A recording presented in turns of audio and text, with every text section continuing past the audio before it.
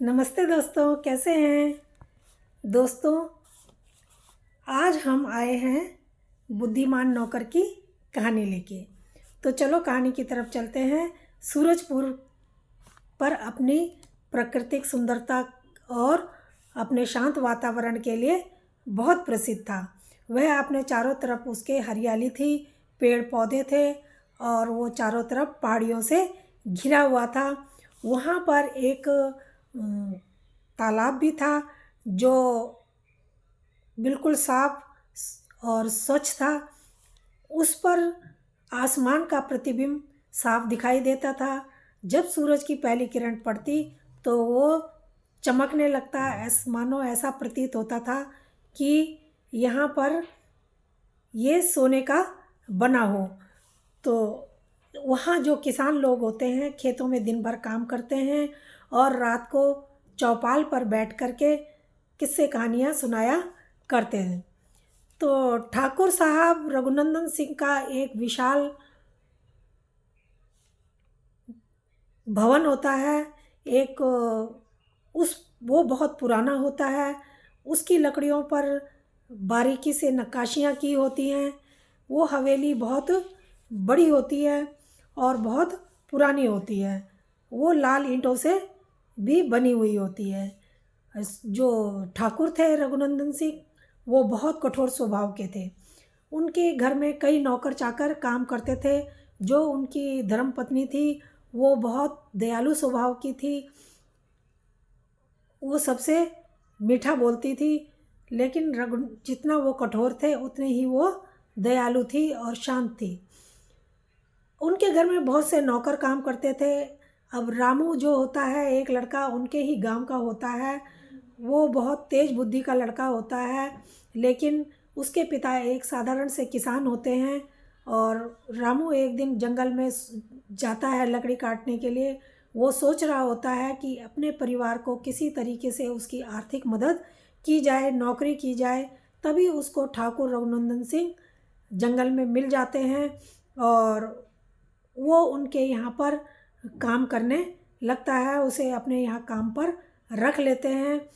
अब जब वो वहाँ पर काम कर रहा होता है तो एक बार क्या होता है कि ठाकुर साहब अपने परिवार के साथ में किसी शादी में गए हुए होते हैं और घर के नौकर और रामू घर पर होते हैं। तो जो रात को एक चोरों का गिरोह आता है और दरवाज़ा तोड़ करके सीधा तिजोरी वाले कमरे की तरफ चल देता है। रामू की नींद एकदम से खुल जाती है और वो बाकी नौकरों को भी उठाता है। लाइट सारी बंद कर दी जाती हैं और फिर वो छत में मशाल जला के चढ़ जाता है और चोर चोर चिल्लाने लगता है कि ठाकुर साहब के घर में चोर घुस गए हैं। लोग अपने लाठी डंडा लेकर के आ जाते हैं और बाहर से जो दरवाज़ा बंद पहले ही कर दिया होता है, चोर आवाज़ें सुनकर डर जाते हैं। वो भागने की कोशिश करते हैं, देखते हैं कि बाहर अब वो बुरी तरीके से फंस चुके हैं, वो बाहर नहीं निकल पाते। तो रामू जो होता है वो गांव वालों की मदद से चोरों को पकड़ने में कामयाब हो जाता है।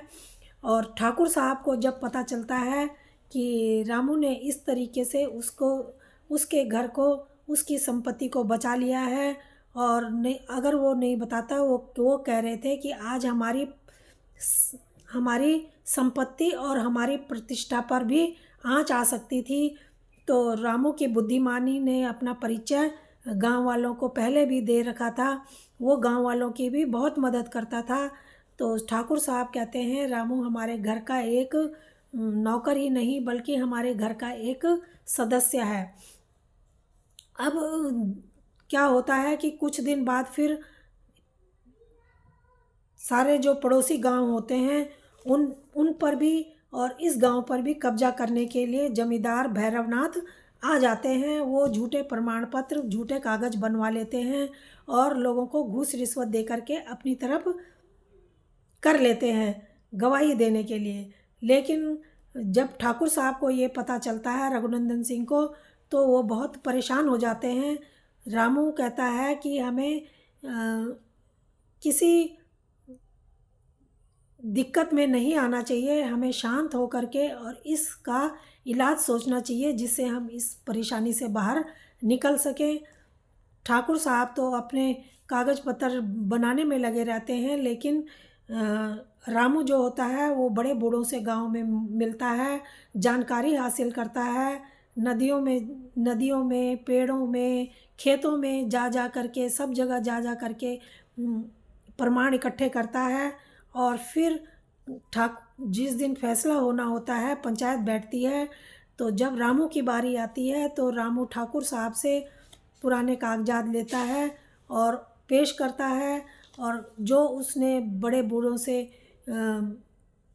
सुना होता है, समझा होता है, वो सब वहाँ पर बताता है।